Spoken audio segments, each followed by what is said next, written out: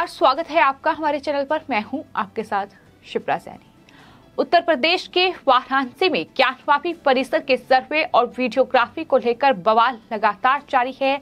इस बीच वाराणसी कोर्ट में इस पूरे मामले पर एक बार फिर सुनवाई हुई है, जहां दोनों पक्षों ने अपनी अपनी दलीलें रखी हैं, लेकिन वहीं जज की ओर से एक बड़ा स्टेटमेंट जारी किया गया है। उन्होंने साफ तौर पर यह कहा है कि अगर जरूरत पड़ी तो मैं खुद ज्ञानवापी जाऊंगा और ये जो पूरी कार्रवाई हो रही है इसमें साफ तौर पर मैं जो है योगदान दूंगा, ये जज की ओर से कहा गया है। तो वहीं आपको बता दें, हिंदू पक्ष की ओर से ताला और तहखाने दोनों खुलवाए जाएं जो मस्जिद के परिसर में मौजूद हैं, ये साफ तौर पर कहा गया है।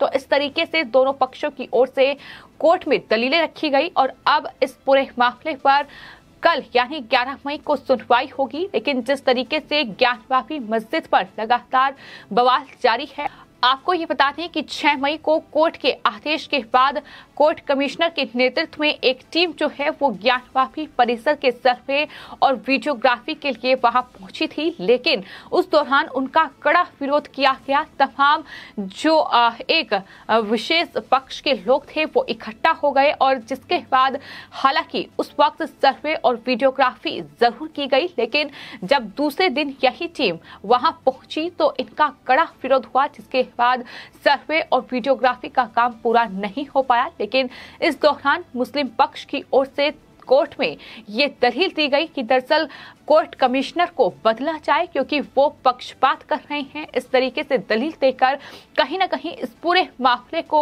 टालने की कोशिश की गई और तमाम दलीलें जो हैं वो लगातार जारी हैं। लेकिन लगातार जो हिंदू पक्ष है उसकी ये मांग है कि मस्जिद के में जो तहखाने हैं वो खुलवाए जाएं और इससे सच जो है वो देश और दुनिया के सामने आएगा कि किस तरीके से मंदिर को तोड़वाकर मस्जिद का निर्माण कराया गया। ये भी साफ तौर पर कहना है कि वहां मां श्रृंगार गौरी और साथ ही भगवान गणेश और भगवान हनुमान की मूर्तियां मौजूद हैं और आज भी जो मस्जिद की दीवार है उस पर कहीं ना कहीं इस चीज का उल्लेख है कि यहाँ मंदिर था और मंदिर को तोड़वाकर मस्जिद का निर्माण करवाया गया। तो पूरा मामला इसी बात को लेकर फिलहाल गरमाया हुआ है और अब सबकी निगाहें वाराणसी कोर्ट पर टिकी हुई हैं कि आखिर अब 11 मई को यानी कल वाराणसी कोर्ट इस पूरे मामले पर क्या फैसला सुनाएगी। क्या मस्जिद में सर्वे और वीडियोग्राफी का काम पूरा हो पाएगा, ये तमाम सवाल हैं जो फिलहाल कहीं ना कहीं उठ रहे हैं।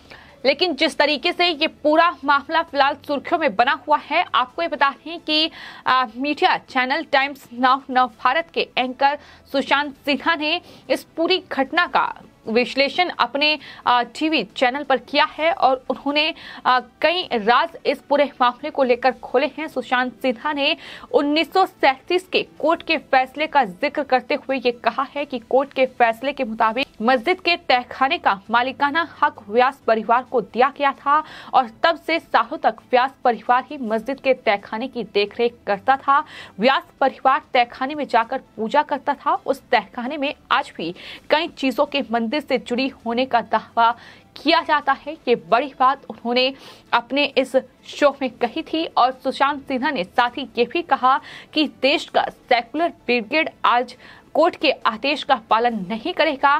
कभी मस्जिद पक्ष बहाना बनाता है कि मस्जिद के अंदर गैर मुस्लिम लोग नहीं जा सकते हैं, तो कभी ये बहाना बनाया जाता है कि मस्जिद के अंदर केवल मुस्लिम और सुरक्षा बलों को ही जाने की अनुमति है। और कभी मस्जिद पक्ष का बहाना ये होता है कि एडवोकेट कमिश्नर पक्षपाती हैं इसलिए उनको बदला जाए। लेकिन सबसे बड़ी बात यह है कि जो एडवोकेट कमिश्नर नियुक्त किए गए हैं इस पूरी मस्जिद के सर्वे और वीडियोग्राफी के लिए वो सिर्फ एक बार ही मस्जिद के अंदर दाखिल हो पाए हैं और जाहिर तौर पर दूसरे दिन उन्हें सर्वे और वीडियोग्राफी नहीं करनी थी।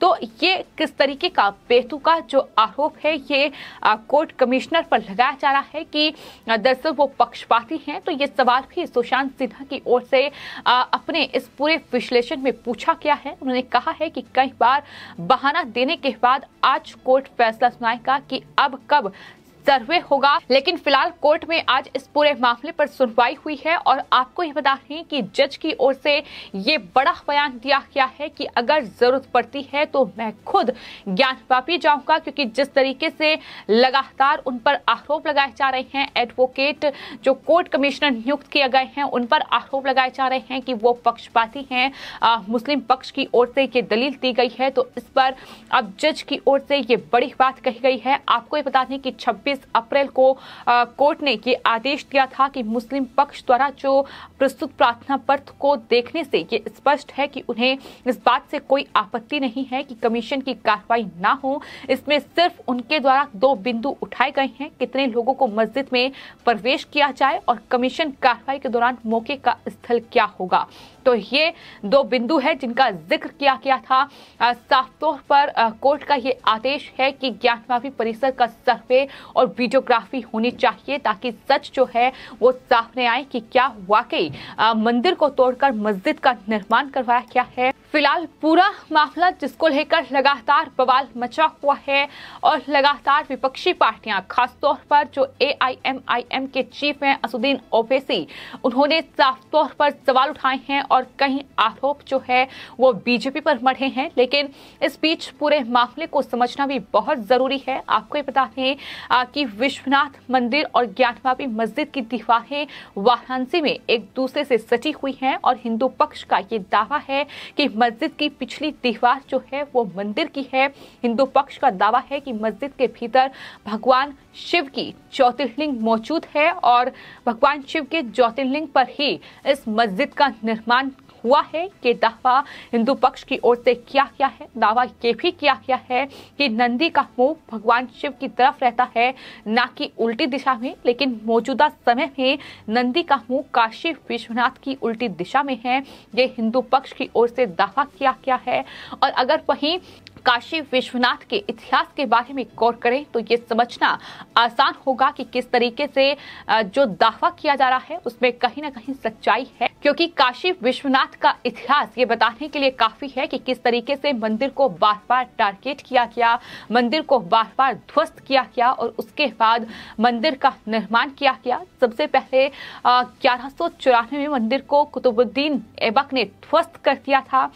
1294 में एक गुजराती व्यापारी ने दोबारा इस मंदिर का निर्माण कराया। 1447 में फिर एक बार फिर मंदिर टूटा और जोधपुर के सुल्तान महमूद शाह ने इस मंदिर को ध्वस्त किया था। इसके बाद 1585 में राजा टोडरमल ने मंदिर का दोबारा निर्माण करवाया। तो वहीं 1642 में शाहजहां ने मंदिर को तोड़ने का आदेश दिया था, लेकिन उस दौरान इसका कड़ा विरोध हुआ, जिसके चलते जो मुख्य मंदिर था यानी काशी विश्वनाथ उसे ध्वस्त नहीं किया गया, लेकिन बाकी जो 63 मंदिर थे उन्हें ध्वस्त किया गया। और इसके अलावा 1669 में औरंगजेब ने मंदिर को तोड़कर ज्ञानवापी मस्जिद का निर्माण किया। तो वहीं 1780 में अहिल्याबाई ने काशी विश्वनाथ मंदिर का निर्माण कराया। ये काशी विश्वनाथ का इतिहास है जो हम सबके सामने है, यानी किस तरीके से बार बार वक्त पर काशी विश्वनाथ मंदिर को टारगेट किया गया, उसे तोड़वाया गया और किस तरीके से उसका पुनर्निर्माण कराया गया। तो ये पूरा इतिहास है जो कहीं ना कहीं ये बताता है कि किस तरीके से काशी विश्वनाथ मंदिर को टारगेट किया गया है। तो कुल मिलाकर अब सबकी निगाहें वाराणसी कोर्ट पर टिकी हुई है कि आखिर 11 मई यानी कल वाराणसी कोर्ट इस पूरे मामले में क्या सुनवाई करेगा, क्या फैसला सुनाएगा। क्योंकि एक तरफ जो मुस्लिम पक्ष की दलील है वो ये है कि कमिश्नर को जो है बदला जाए, वो पक्षपात कर रहे हैं, लेकिन वहीं हिंदू पक्ष का साफ तौर पर ये कहना है अगर वहां पहले से ही मस्जिद मौजूद है, अगर मंदिर तोड़कर मस्जिद का निर्माण नहीं किया गया है, तो फिर आखिर तहखाने की जांच क्यों नहीं होने दी जा रही है। ये सवाल लगातार हिंदू पक्ष की ओर से उठाया जा रहा है। आपको यह बता दें कि राखी सिंह और समेत 5 महिलाओं ने सबसे पहले इस पूरे मामले को लेकर याचिका कोर्ट में दायर की थी। उस वक्त उन्होंने ये मांग की थी कि मस्जिद के परिसर में मौजूद मां श्रृंगार गौरी, भगवान गणेश और भगवान हनुमान आदि विश्वेश्वर और नंदा जी और परिसर में दिखी तमाम दूसरी जो मूर्तियां हैं, उन देवता हैं, उनके दर्शन करने की अनुमति, पूजा और भोग करने की अनुमति उन्हें दी जाए।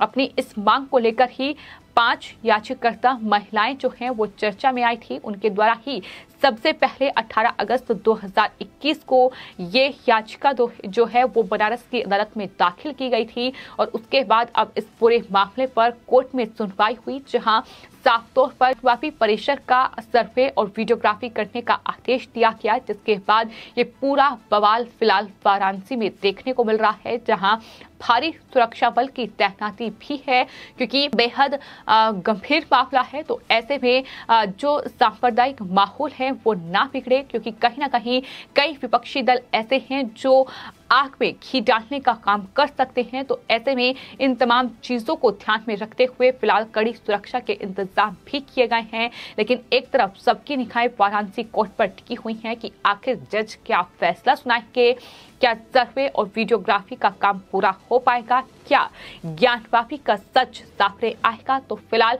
इस तरीके से लगातार तमाम बवाल जो हैं वो देखने को मिल रहा है और इस पर AIMIM के चीफ जो हैं ओवैसी वो लगातार राजनीति कर रहे हैं, बीजेपी पर निशाना साध रहे हैं। लेकिन साफ तौर पर उत्तर प्रदेश सरकार में डिप्टी CM केशव प्रसाद मौर्य ने चेतावनी भी दी है कि अगर माहौल बिगाड़ने की कोशिश की गई, अगर किसी ने कानून हाथ में लेने की कोशिश की तो जाहिर तौर पर उन पर कड़ी कार्रवाई होगी। तो फिलहाल देखना ये होगा कि कल यानी 11 मई को इस पूरे मामले में कोर्ट क्या फैसला सुनाएगी। आपकी इस पूरे मामले पर क्या राय है, हमें कमेंट बॉक्स में जरूर लिखें और चैनल को सब्सक्राइब करें।